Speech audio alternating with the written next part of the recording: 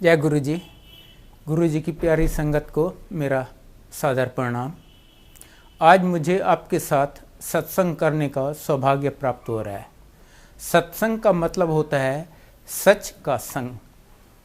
इसमें हम पे हमारे साथ जो आप बीती है, जो मेहर हम पे गुरु जी ने की है, हम वो बताते हैं। और वो इसलिए कि जो बताता है उसका भी कल्याण है, जो सुनता है उसका भी कल्याण है।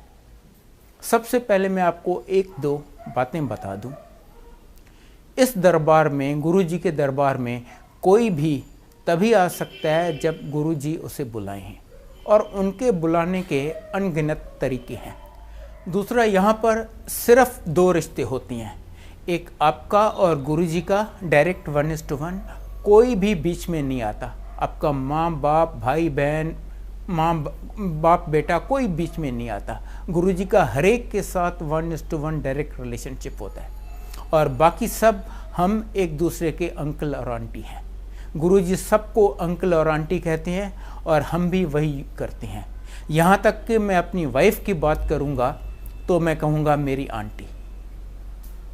आज से लगभग 16 साल पहले 1997 में मेरा बड़ा बेटा 24 साल का था। उसको कैंसर हुआ था। उसका यहाँ ऑपरेशन हुआ एम्स में, न्यू दिल्ली में, जो कि इंडिया की one of the finest hospitals है।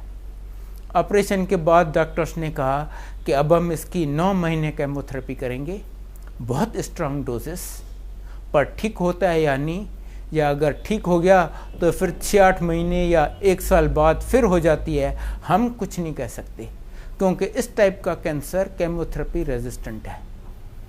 हमने उसकी बायोप्सी अमेरिका में भी करवाई, और टाटा मेमोरियल हॉस्पिटल बॉम्बे में, जो कि इंडिया की ओल्डेस्ट एंड बेस्ट हॉस्पिटल है फॉर कैंसर, वहाँ पर भी करवाई।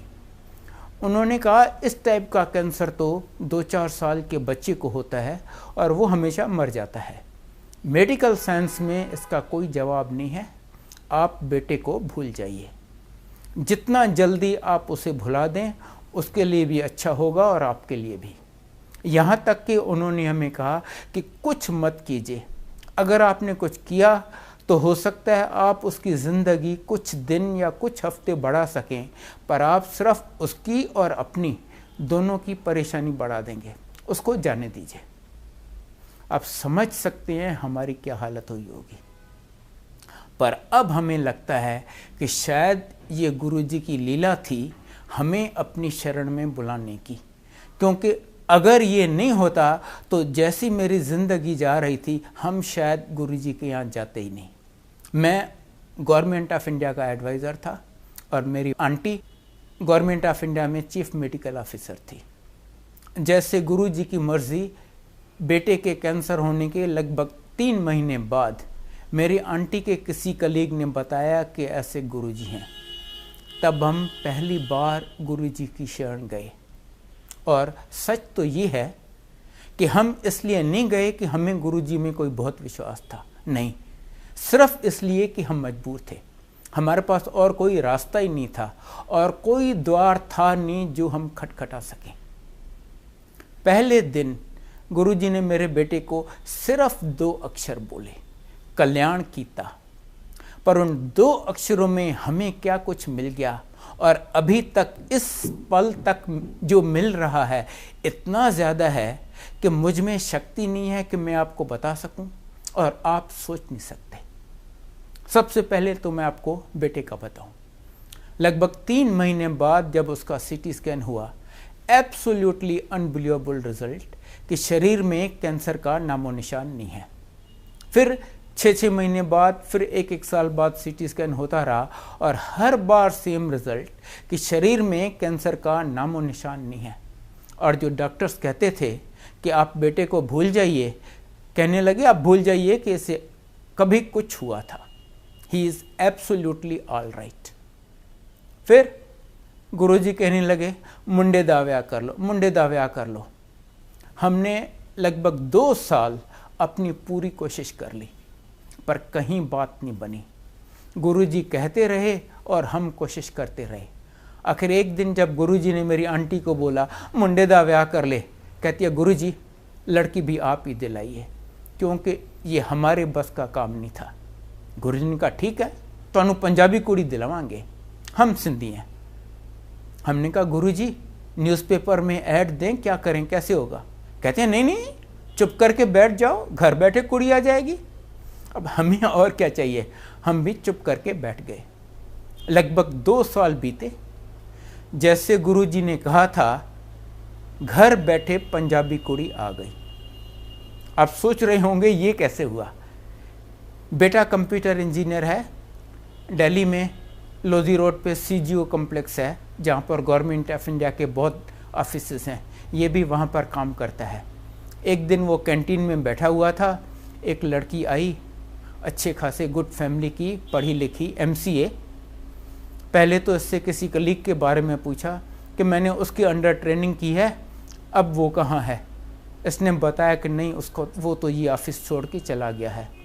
फिर वो 1-2 बार मिली, उसके बाद एक दिन उसको कहती है कि मेरे पेरेंट्स आपके पेरेंट्स से मिलना चाहते हैं मैट्रिमोनियल के लिए। इसने बताया कि देखो ये मेरी हिस्ट्री है, मुझे इस टाइप का कैंसर हो चुका है, आज मैं गुरुजी की कृपा से ठीक हूँ, पर मैं सच्चाई तुमसे छुपाना नहीं चाहता। कहती है कोई बात नहीं। उसके पेरेंट्स हमारे यहाँ आए, प्रपोज किया, हमने गुरुजी से पूछा, गुरुजी कहते हैं हाँ कर लो ब्याह। शादी हो गई। शादी के बहुत जल्द बाद गुरुजी ने मेरे बेटे को कहा अब अपनी फैमिली बढ़ा। तब पता चला कि लड़की को 2-3 प्रॉब्लम्स हैं जिसकी वजह से उसका माँ बनना बहुत मुश्किल है, और कैंसर वाले आदमी को तो कभी बच्चा हो ही नहीं सकता।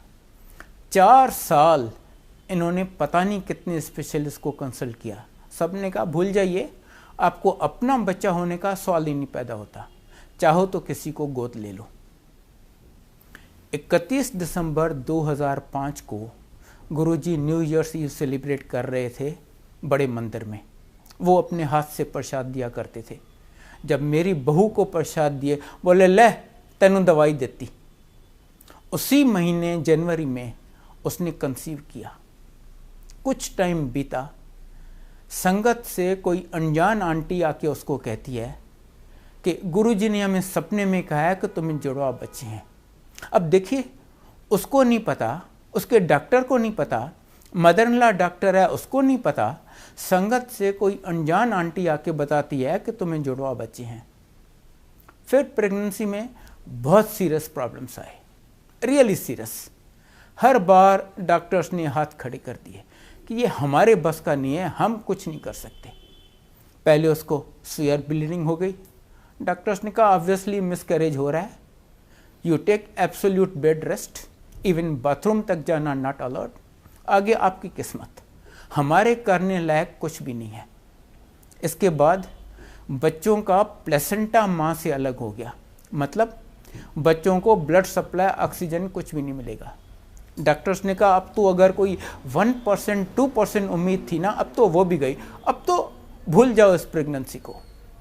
पर इनकी मेहर के आगे तो कोई जवाब नहीं है। इनकी कृपा देखिए, उस हालत में भी जब बच्चों को ब्लड सप्लाई, ऑक्सीजन कुछ भी नहीं मिल रहा, प्रेगनेंसी चलती रही। वो 22 अक्टूबर को ड्यू थी। गुरुजी ने उसे डेट तक पहले बता दी 21 सितंबर, और 21 सितंबर को उसने जुड़वा बच्चे डिलीवर किए, लड़का और लड़की। गुरुजी मेरे बेटे को कहते हैं देखो मैंने एक झटके में तुम्हारी फैमिली कंप्लीट कर ली, इवन मेरे से तुम्हें फिर नहीं मांगना पड़ेगा। और मेरी आंटी को कहती है आंटी कभी वेख्या है, कभी सुनिया है कैंसर वाले बंदे नू बच्चा हो जाए, मैं तेरी डॉक्टरी फेल कर देती। ये हैं हमारे गुरुजी, साक्षात शिव जी। आप उन्हें शिव जी कहिए, महाशिव कहिए, परमेश्वर कहिए, whatever, he is the ultimate. उनके ऊपर कुछ भी नहीं है, कुछ भी नहीं। शिव पुराण में लिखा है कि शिव जी ने ब्रह्मा, विष्णु और महेश पैदा किए और उनको काम डिवाइड कर दिया। ब्रह्मा जी का काम था सृष्टि की रचना करना, विष्णु जी का उसका धर्म अनुसार पालन पोषण करना, और रुद्र का जब पाप बहुत बढ़ जाए तो सर्वनाश, प्रलय कर देना, ताकि नई सृष्टि की धर्म अनुसार रचना हो सके। ब्रह्मा जी से सृष्टि की रचना नहीं हो रही थी। उन्होंने शिव जी को रिक्वेस्ट किया, महाराज ये काम भी आप ही कीजिए। शिव जी ने फटाफट अपने जैसे कई शिवगण पैदा कर दिए, सब 3 आंखों वाले, जटाधारी, नीलकंठ।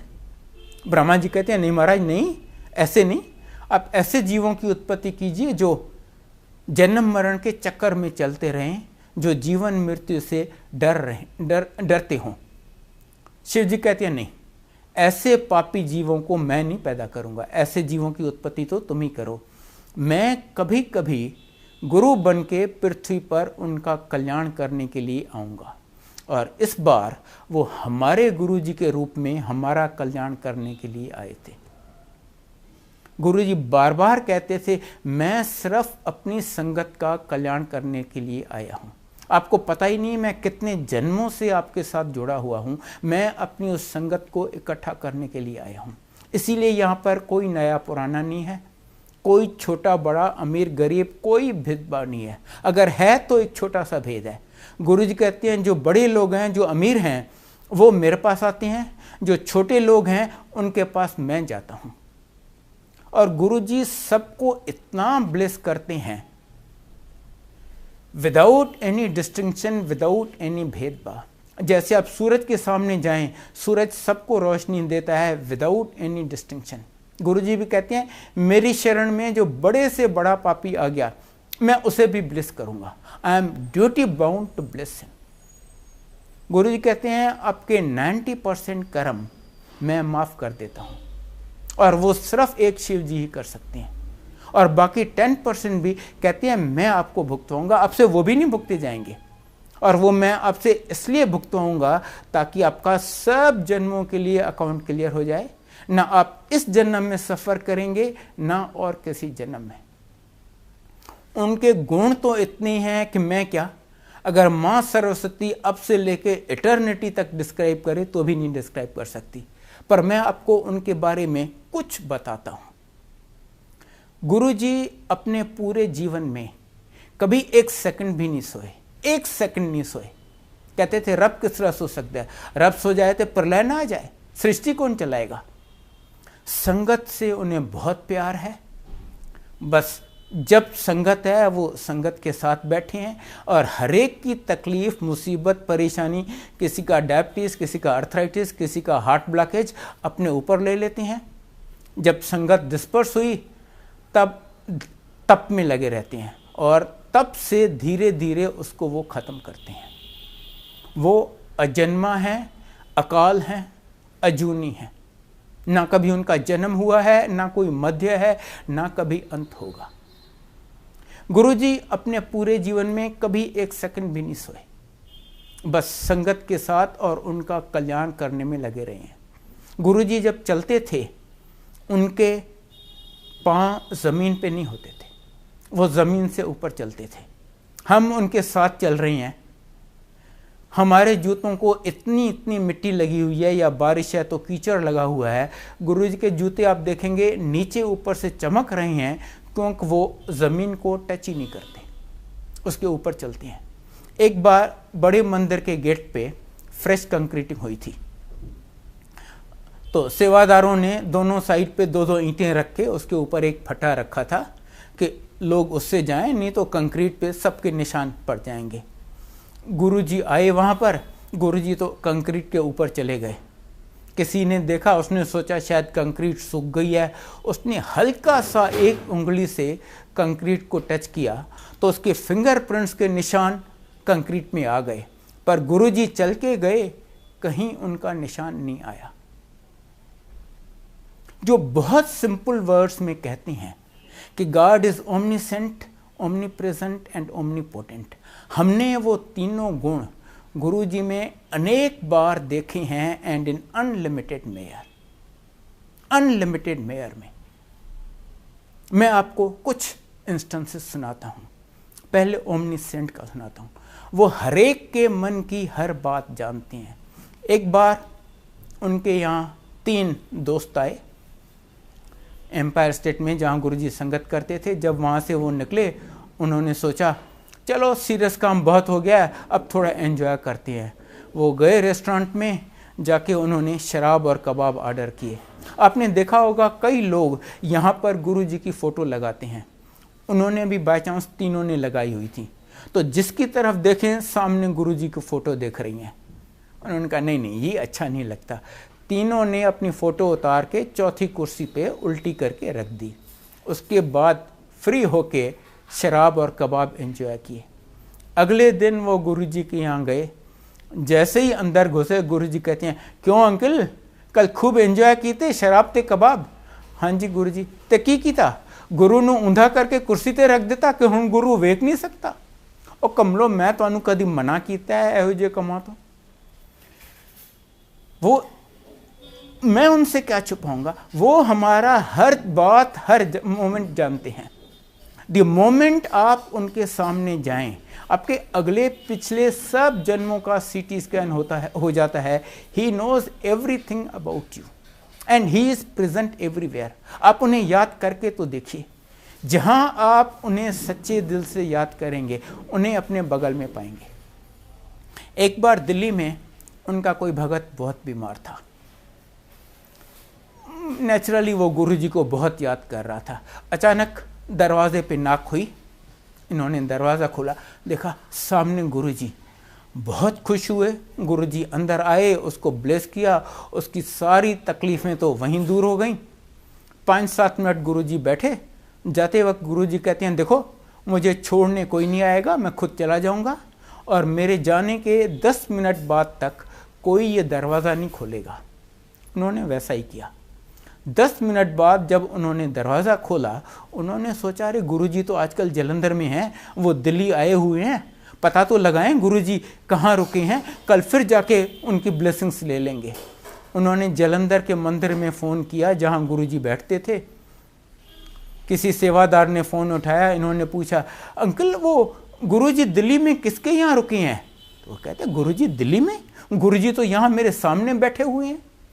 वो हर जगह हैं, हर जगह हैं, सिर्फ अपने भगत को ब्लेस करने के लिए जब जहां वो प्रकट हो जाते हैं। उनसे कोई बात छुपी नहीं है, त्रिकालदर्शी हैं। एक बार उनके यहाँ कोई गया, कहता गुरुजी आज मैं पहली बार आपके दर्शन कर रहा हूँ। गुरुजी कहते हैं नहीं, हम 20 साल पहले मिल चुके हैं। उसने जिद किया नहीं गुरुजी मैं आज पहली बार आपके दर्शन कर रहा हूँ। गुरुजी कहते हैं याद कर, आज से 20 साल पहले वो जो देहरादून के पास वो फलां जंगल है ना, वहाँ पर कोई महापुरुष बैठा तप कर रहा था, आप वहाँ पर गए, आप 5 फूल लेके गए, वो वहाँ पर रखे, कुछ देर वहाँ बैठे और 2 फल उठाए और एज प्रसाद उनको लेके तुम चल दिए और 3 फल वहीं छोड़ के गए। वो मैं ही तो था जिसके सामने तुम बैठे थे। अब ऐसा इंसिडेंट किसी की ज़िंदगी में रोज़ नहीं आता। उसको इमीडिएटली याद आ गया। कहते पर गुरुजी आप तो उस समय तप में लीन थे, आपने तो मुझे आंखें खोली ही नहीं, आपने तो मुझे देखा ही नहीं। गुरुजी कहते हाँ पर मेरी तीसरी आंख तो खुली थी। आपको पता है शिव जी की 3 आंखें हैं, वो अपनी तीसरी आंख से हमें देख लेते हैं। करने को वो कुछ भी कर लेते हैं। मैंने आपको अपने बेटे का बताया कि कैसे एब्सोल्युटली इम्पॉसिबल केसेस में उसको बच्चे दे दिए। मैं आपको एक और इंस्टेंस बताता हूँ। एक लड़की थी, उसको कोई मेडिकल प्रॉब्लम थी, उसको बच्चा नहीं हो सकता था। नेचुरली उसके पेरेंट्स ने डिसाइड किया कि इसकी शादी कैसे करवाएंगे। एक दिन गुरुजी उनको कहते हैं ओ कुड़ी दा ब्याह कर लो। उन्होंने सोचा गुरुजी को क्या पता हम क्यों नहीं शादी करवा रहे, सुना अनसुना कर दिया। गुरुजी ने फिर कहा, आखिर इन्होंने गुरुजी को बताया गुरुजी इसको बच्चा नहीं हो सकता इसीलिए शादी नहीं कर रहे। गुरुजी ने कहा शादी ब्याह तो करवा लो, बच्चा भी दे देंगे पर एक को ही देंगे। वो बड़े खुश हुए, उन्होंने उसकी शादी करवा दी। इन ड्यू कोर्स वो प्रेग्नेंट भी हो गई। उसको पता था एक ही बच्चा होना है, बहुत एंक्शस थी जानने के लिए कि लड़का है या लड़की है। उसने अल्ट्रासाउंड करवाया, पता चला लड़की है। आप जानते हैं हमारी सोसाइटी, वो ज़रा डिसअपॉइंट सी हो गई कि काश ये लड़का होता, पर गुरुजी को कुछ कहने की हिम्मत नहीं पड़ी। गुरुजी तो जानी जान है। जब वो ऑलमोस्ट ड्यू थी, एक दिन गुरुजी उससे पूछते हैं, और हुणते तू खुश है ना? क्या जवाब दे वो?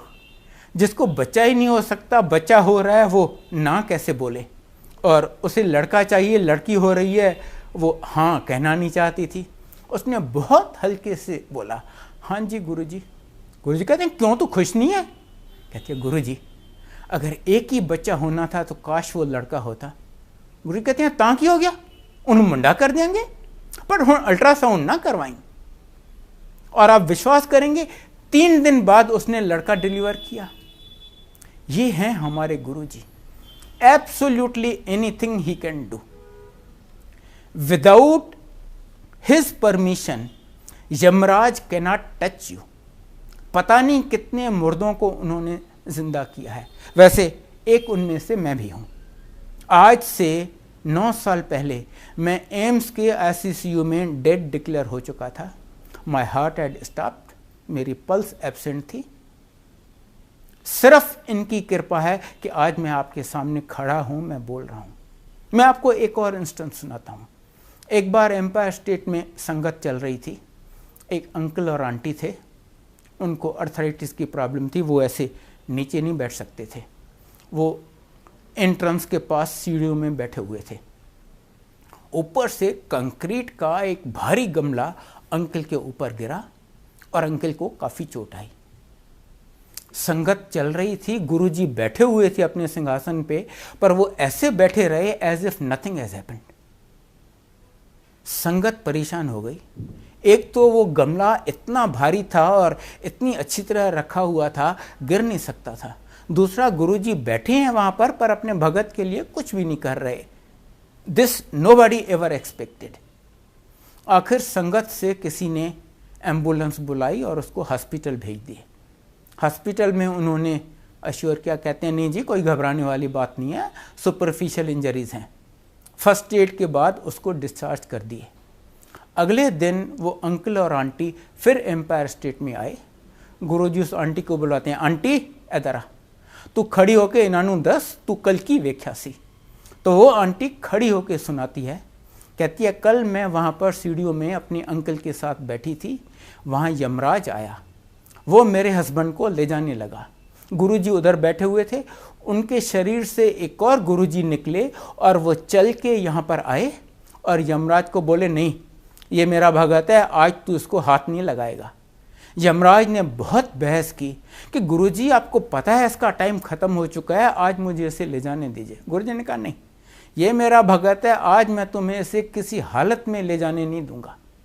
जब बहुत बहस के बाद यमराज ने देखा कि गुरुजी जिद पर हैं, उसकी बात नहीं मान रहे, वो निराश होकर जाने लगा और जाते जाते फ्रस्ट्रेशन में उसने गमले को हाथ मारा और गमला आके मेरे हस्बैंड के ऊपर गिरा। ये हैं हमारे गुरुजी। बड़ी से बड़ी बीमारी और कुछ नहीं है तेनू वहम ना की तकर, ये कह के ठीक कर दिया। बड़ी से बड़ी मैं आपको अपनी मदर का सुनाता हूँ। मेरी माँ लगभग 80 साल की थी।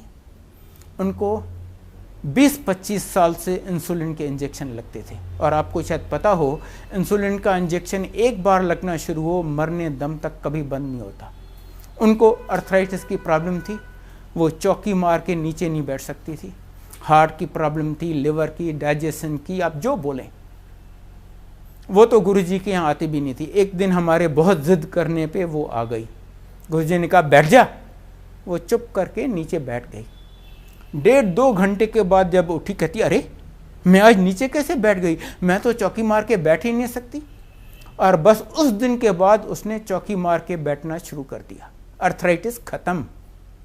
फिर गुरुजी ने उसको बर्फी प्रसाद दिया। कहती हाय मुझे तो रोज़ इंसुलिन के इंजेक्शन लगती हैं, ये मैं इतना मीठा कैसे खाऊंगी। प्रसाद है चलो ज़रा सा खा लिया, बाकी रख लिया कि घर चल के बच्चों को दे देंगे। 2 मिनट बाद गुरुजी, वहाँ इतना क्राउड था कि गुरुजी देख नहीं सकते थे कि किसने प्रसाद खाया किसने नहीं खाया। 2 मिनट बाद गुरुजी ने उसे फिर बुलाया, पहले से ज़्यादा बर्फ़ी दिए और बोले ये यहीं खानी है। अब वो घबरा गई, अब तो मैं फंस गई, अब मैं क्या करूं। संगत से सबने आके समझाया कि देखो अगर आप यहाँ खाते हो तो ये आपकी दवाई है, घर जाके खाते हो तो मिठाई है। उसने वो सारी खा ली। और रिजल्ट ये हुआ कि 8-10 दिन में उसका इंसुलिन का इंजेक्शन लगना बंद हो गया। डॉक्टर ने कहा diabetes is well under control, रोज एक टैबलेट खा लिया करो। ऐसे ऐसे तो वो आपकी बीमारियां ठीक करती हैं। ही can do absolutely anything, absolutely anything. एक बार एम्पायर स्टेट में संगत चल रही थी, अचानक काफी जोर का अर्थक्वेक आया। सारी संगत घबराने लगी। गुरुजी एक टांग दूसरी टांग के ऊपर रख के बैठे हुए थे, उन्होंने वो टांग नीचे जमीन पे रखी और धरती शांत हो गई। सूरज चमक रहा है, एक क्लाउड नहीं है, वो बारिश करवा देती हैं, या इतने जोर की बारिश होती है वो उसे बंद करवा के सूरज चमका देते हैं। कहते हैं सूरज रोज सवेरे मुझे प्रणाम करता है, उसके बाद निकलता है। मैं अगर एक उंगली उठाऊं तो सूरज ठंडा हो जाए। Absolutely anything he can do and he does. और हमने ये सब अपनी आंखों से देखा हुआ है। मैं आपको वेरी ब्रीफली बताता हूं कि मुझे उन्होंने क्या दिया है। मुझे उन्होंने बताकर 3 बार नई जिंदगी दी है, जिसमें से एक बार मैंने आपको बताया कि मैं मर चुका था और मुझे उन्होंने रिवाइव किया है। 2 बार उन्होंने मुझे मरने से बचाया है, और बिन बताए तो पता नहीं कितनी बार नई जिंदगी दी है। मेरी आंटी को नई जिंदगी दी है। बड़े बेटे का मैंने आपको बताया कैंसर ठीक किया, वो जो मर रहा था, जिसको हर जगह से जवाब मिल चुका था। छोटे बेटे को नई जिंदगी दी है। दोनों बहुएं उन्होंने दी हैं। जिस मकान में मैं गुड़गांव में रहता हूं, मेरी हैसियत नहीं थी बनाने की, सिर्फ उनकी कृपा से बना है, और बहुत बहुत कुछ दिया है। बताइए मैं बदले में उन्हें कोई दे सकता हूं? वो तीनों लोगों के मालिक, हम एक बड़े भिखारी उनके सामने। इसीलिए गुरुजी कहते हैं कुछ नहीं करना। और जहां तक पूजा पाठ का सवाल है, आपने शायद पढ़ा हो, देवी पार्वती को 3000 वर्ष कठोर तप करना पड़ा था, तब शिव जी के दर्शन हुए। हमारी किसी की तो ऐसी हैसियत है नहीं। इसीलिए गुरुजी कहते हैं कुछ आपके बस का नहीं है। बस आपको गुरुजी ने हमारी लाइफ इतनी सिंप्लीफाई कर दी है। मैं आपको कुछ चीजें बताता हूं जो आपको करनी है। देखिए, उनके हाथ तो बहुत बड़े हैं, वो तो हमें ब्लेस करते रहते हैं, हर एक को विदाउट एनी डिस्टिंक्शन। पर आप कितनी लेते हैं ब्लेसिंग्स, ये आप पे डिपेंड करता है। एक नदी बह रही है, उसमें तो अनलिमिटेड जल है, पर कोई उसमें से एक लोटा भर के ले आता है, कोई बाल्टी भर के ले आता है, कोई उसमें गोता लगाता है। आप कितना ले पाते हैं डिपेंड्स ऑन यू। उसके लिए मैं आपको कुछ बातें बताता हूँ। पहली बात, जब भी कहीं सत्संग होता है, प्लीज आप टाइम से आइए। अगर सत्संग का टाइम 7 बजे है तो गुरुजी तो आके अपने सिंहासन पे 7 बजे विराजमान हो जाते हैं। अगर हम उसके लेट आए, माफ कीजिए, ये ठीक नहीं लगता, और हम अपनी ब्लेसिंग्स गवा रहे हैं। दूसरा, आप जब यहाँ आते हैं, जो हो रहा है पूरी कंसंट्रेशन उस पर कीजिए। अगर शब्द चल रहे हैं तो वो शब्द सुनिए, कोई सत्संग कर रहा है तो वो सुनिए। आप अपना गुरुजी से कनेक्शन लगाइए। गुरुजी बार बार कहते थे, यहाँ पर आप सिर्फ मेरे लिए आते हो, यहाँ पर no socialisation, no business deals, no बातें करना और एनीथिंग। एक बार संगत चल रही थी, 2 आंटियां लगातार बात कर रही थी अपने। उनमें से एक थी पुरानी संगत, एक पहली बार आई थी। गुरुजी ने एक बार उस पुरानी संगत की तरफ देखा भी, उसे जेंटल हिंट दिया कि देखो तुम ये ठीक नहीं कर रही हो, पर वो बातें करते रहे। जब लंगर खत्म हुआ और वो नई वाली आंटी चली गई, ये पुरानी वाली आंटी गुरुजी को कहती है, गुरुजी उस आंटी को बहुत प्रॉब्लम्स, बहुत तकलीफें थी, वो मुझे सुना रही थी, अब मैं कैसे नहीं सुनती। गुरुजी कहते हैं अगर वो तकलीफें तुम्हें सुनाने के बदले वो शब्द सुनती, उसकी सारी तकलीफें वहीं दूर हो जानी थी। ये है शब्द की इंपॉर्टेंस। आप सिर्फ गुरुजी से कनेक्शन कीजिए, उन पे थोड़ी श्रद्धा रखिए, उनको प्यार कीजिए, उनसे कनेक्शन कीजिए। कनेक्शन का मतलब हर बात में आप उनको याद कीजिए। अब मैंने आपको बताया कि बैठ के पूजा पाठ करने का हमारा कोई औकात नहीं है। आप चलते फिरते, उठते बैठते, टॉयलेट सीट पे सैर करते, कुकिंग करके जब आए उन्हें याद कर लीजिए। गुरुजी कहते हैं इवन कील ठोकते वक्त आप मुझे याद कीजिए। इतना सिंपल। उन्होंने हमें हर वहम, हर बंधन से निकाल दिया। कहते हैं आपके बस का कुछ है ही नहीं, बस आप सिर्फ आते यहां रहो, मेरे से कनेक्शन करो, जब हो सके तो मुझे याद करो, जितना हो सके लोगों का भला करो। अगर आप भला नहीं कर सकते तो नहीं, पर किसी का बुरा मत करो। दूसरा गुरुजी कहते हैं नो ABC। ए मतलब अब्यूज, किसी को अब्यूज मत करो। बी मतलब ब्लेम, किसी को ब्लेम मत करो। सी मतलब क्रिटिसाइज, किसी को क्रिटिसाइज मत करो। बस उनसे कनेक्शन करो, लीव एवरीथिंग टू हिम। उनसे कुछ मांगो नहीं, सिर्फ मानो। मैं आपको विश्वास दिला सकता हूं कि ये वो द्वार है जहां पर आपको हर चीज मिल सकती है, पर टाइमिंग और प्रायोरिटी गुरुजी डिसाइड करते हैं। वो पहले लाइफ देते हैं, फिर हेल्थ, फिर वेल्थ, फिर हैप्पीनेस और आपको जो कुछ चाहिए। अगर कोई चीज आपको इस द्वार पे नहीं मिलती, रेस्ट एश्योर्ड वो आपके लिए अच्छी नहीं है। जो चीज आपके लिए अच्छी है वो बिन मांगे आपको दे देती हैं। और ये मत सोचिए कि आज गुरुजी नहीं है, इनफैक्ट आज तो पहले से कहीं ज्यादा कल्याण हो रहे हैं, क्योंकि जब तक गुरुजी इंसानी चोले में थे उनको मर्यादा के अंदर रहना पड़ता था। मैंने आपको बताया मेरे बेटे का कैंसर ठीक किया, वो कैंसर उन्होंने अपने ऊपर ले लिया, फिर धीरे धीरे तब से उसको खत्म किया। आज उनको ना वो शरीर है ना वो लिमिटेशन है, इसीलिए आज पहले से कहीं ज्यादा और कहीं क्विक कल्याण हो रहे हैं। तो बस जिस दिन आप गुरुजी के यहाँ आते हैं, I can assure you proves A turning point in your life.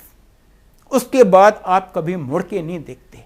आज गुरुजी की संगत करोड़ों में है, and I can assure you उनमें से एक भी ऐसा नहीं मिलेगा आपको जो ये कह सके कि जब मैं गुरुजी के यहाँ आया था आई वॉज बेटर ऑफ। नहीं, in every respect everybody is better off than वो वहां पर आया। बस आप यहाँ आते रहिए, लीव एवरीथिंग टू हिम, और देखिए आपकी जिंदगी कैसे चमका देते हैं। मैं आपको एक इंस्टेंस बता रहा हूँ कि गुरुजी अपने भक्तों की लाज कैसे रखते हैं। एक बार कोई 20-25 आदमियों का ग्रुप माता वैष्णो देवी पे जा रहा था। ट्रेन रात को 11-11:30 बजे थी। उनमें से एक गुरुजी का भगत था। उसने सोचा ट्रेन तो इतना लेट है, चलो मैं तब तक गुरुजी के मंदिर से होके आता हूँ। वो गुरुजी के यहाँ गए। वहाँ पर स्ट्रिक्ट रूल है कि जब गुरुजी आपको आज्ञा दें तभी आप वापस जा सकते हैं। वो बैठा रहा जब तक गुरुजी उसे आज्ञा दें, और गुरुजी ने जब तक उसको आज्ञा दी, बहुत लेट हो गया था, तब तक उसकी ट्रेन चली गई। और ऐसा हुआ कि बाय चांस जो 20-25 लोग जा रहे थे सबकी टिकटें इसी के पास थीं। जब गुरुजी ने उसे आज्ञा दी और वो स्टेशन पे पहुंचा तो उसके सब दोस्त उस पर बहुत गर्म हो गए। यार तुम अच्छी आदमी हो, पता नहीं कौन से गुरु के पास चले गए और हमारी भी इतनी बढ़िया ट्रिप वैष्णो देवी की मिस करवा दी, अच्छे रिस्पॉन्सिबल आदमी हो तुम तो। इसके पास तो कोई जवाब था नहीं। सामने से एक टीटी दौड़ता हुआ आया, कहता है क्या है भाई साहब, किस बात पे इतना शोर हो रहा है? उन्होंने कहा देखो ना, ये पता नहीं कौन से बाबे के पास चला गया और हमारी ट्रेन मिस करवा दी। तो टीटी कहता है क्या बात है, वो एक नई ट्रेन शुरू हुई है ना, श्रद्धा एक्सप्रेस, वो वहां खड़ी है सामने प्लेटफॉर्म पे, आप उसमें चले जाइए ना, वो अभी रिसेंटली शुरू हुई है, कई लोगों को उसका पता भी नहीं है, आपको उसमें जगह मिल जाएगी। ये गए उस प्लेटफॉर्म पे, देखा ट्रेन खड़ी है जिसमें एक भी पैसेंजर नहीं है। कैन यू इमेजिन, इंडिया में ट्रेन जिसमें एक भी पैसेंजर नहीं हो। ये सब एक डिब्बे में बैठे और जैसे ही बैठे ट्रेन चलना शुरू हो गई, इनको जम्मू ले गई। वहाँ से ये गए माता पे, दर्शन किए बहुत अच्छे। जब वापस आए इन्होंने सोचा यार ये ट्रेन तो बहुत अच्छी है, जाते वक्त हमें इतना लेट चली फिर भी हमारी शेड्यूल ट्रेन से भी पहले पहुंचा दिया, चलो हम इस ट्रेन से चलते हैं। गए बुकिंग विंडो पे कि जी हमारा ये टिकट चेंज कर दीजिए, हम श्रद्धा एक्सप्रेस से वापस जाना चाहते हैं। वो बुकिंग विंडो क्लर्क कहता है कौन सी श्रद्धा एक्सप्रेस, ऐसी तो कोई ट्रेन है ही नहीं। कहते हैं यार कमाल करते हो, 2 दिन पहले तो हम इस ट्रेन से आए हैं। कहते हैं जनाब अगर ऐसी कोई ट्रेन होती तो सबसे पहले मुझे ही पता होता, ऐसी कोई ट्रेन नहीं है। उसके बाद ये अपनी नॉर्मल ट्रेन से वापस आए। अगली बार जब ये गुरुजी के यहाँ गया, गुरुजी इसको कहते हैं क्यों अंकल कैसी रही जम्मू की ट्रिप? फिर गुरुजी कहते हैं जब अपने भगत पे बन आती है ना तो गुरुजी को कुछ करके दिखाना पड़ता है। वो श्रद्धा एक्सप्रेस उन दिनों थी ही नहीं कोई, उससे कोई 5-7 साल बाद अब शुरू हुई है, 2 साल हुए हैं ये ट्रेन शुरू हुई है, श्रद्धा एक्सप्रेस। ये हैं हमारे गुरुजी, और इस हद तक वो जाते हैं हमारी लाज रखने के लिए। मैं आपको फाइनली एक इंस्टेंस बताता हूँ, रादर 1.5 इंस्टेंस बताता हूँ।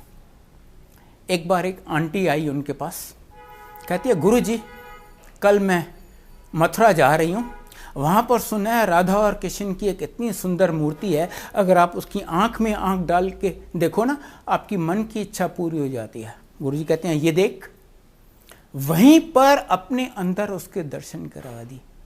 कहते हैं सब तो मेरे से ही निकले हैं। एक सरदार आया उनके पास, गुरुजी ने पूछा की चाहिए तेनू? कहते हैं गुरुजी मुझे गुरु नानक देव के दर्शन करवा दो। कहते हैं ये देख, वहीं पर गुरु नानक देव का 10 गुरुओं के दर्शन अपने शरीर में करवा दिए। एक बार वो एम्पायर स्टेट में बैठे थे, संगत का दिन नहीं था, उनके पास 3 सरदार आए, तीनों बहुत 7 फीट से ज़्यादा लंबे आए, सीधा गुरुजी के कमरे में चले गए। वहाँ गुरुजी ऊपर बैठे हुए थे, ये नीचे बैठ गए। गुरुजी कहते हैं हाँ जी आपकी क्या सेवा की जाए? कहते हैं नहीं महाराज, सेवा तो हम करने आए हैं। वो गए किचन में, जाके कन्हा साहब का प्रसाद बना के ले आए, गुरुजी को ऑफ़र किया, गुरुजी ने भोग लगाया, उसके बाद उन तीनों को दिया एज प्रसाद। उन्होंने वो प्रसाद लिया, कुछ देर बातचीत होती रही और फिर तीनों उठे और चल दिए। संगत का दिन नहीं था, बाहर सिर्फ एक सेवादार बैठा हुआ था, वो बड़ा क्यूरस था। कहते यार ऐसी पर्सनैलिटी तो मैंने कभी देखी नहीं, देखूं तो सही ये कौन है, कहाँ से आए हैं, क्यों आए हैं। वो उनके पीछे पीछे गया, मेंटेनिंग थोड़ा सा रेस्पेक्टेबल डिस्टेंस। जहाँ ज़रा सी टर्निंग आई, तीनों गायब हो गए। ये दौड़ता हुआ एम्पायर स्टेट कॉम्प्लेक्स के गेट पे पहुंचा और वॉचमैन से जाके पूछा, अरे भाई वो तीनों सरदार कहाँ गए, वो जो इतने लंबे आए थे? वो कहते हैं कौन से सरदार? और मैं यहाँ 2.5 घंटे से ड्यूटी पे हूँ, ऐसा कोई सरदार ना यहाँ से अंदर गया है ना कोई बाहर आया है। ये और कुछ तो कर नहीं सकता था, वापस आ गया। गुरुजी तो जानी जान है, उनको तो पता है ये कहाँ गया है, क्यों गया है। जैसे ही ये अंदर घुसा, गुरुजी कहते हैं क्यों वो सरदार लब्बे नहीं? और ब्रह्मा विष्णु महेश सी, इमेजिन ब्रह्मा विष्णु महेश जिनके दर्शन करने आते हैं, वो क्या चीज़ है। हम सब बहुत भाग्यशाली हैं कि उन्होंने हमें अपनी शरण में बुलाया है। ये सिर्फ उनकी कृपा है, उनकी मेहर है। बस मेरी आपसे यही विनती है कि आप यहाँ आते रहिए और उनकी ब्लेसिंग्स लेते रहिए। गुरुजी कहते हैं जब आप यहाँ आते हो, आप अपनी अकल और रफल होती है ईगो, इनको बाहर जूतों के साथ छोड़ के आओ, क्योंकि यहाँ जो होता है वो आदमी की सोच या मेडिकल साइंस से परे है। गुरुजी स्टार्स जहाँ मेडिकल साइंस या आदमी की सोच खत्म होती है। बस आप यहाँ आते रहिए, सब उन पे छोड़ दीजिए और देखिए आपकी जिंदगी कैसे चमक जाती है। जय गुरुजी।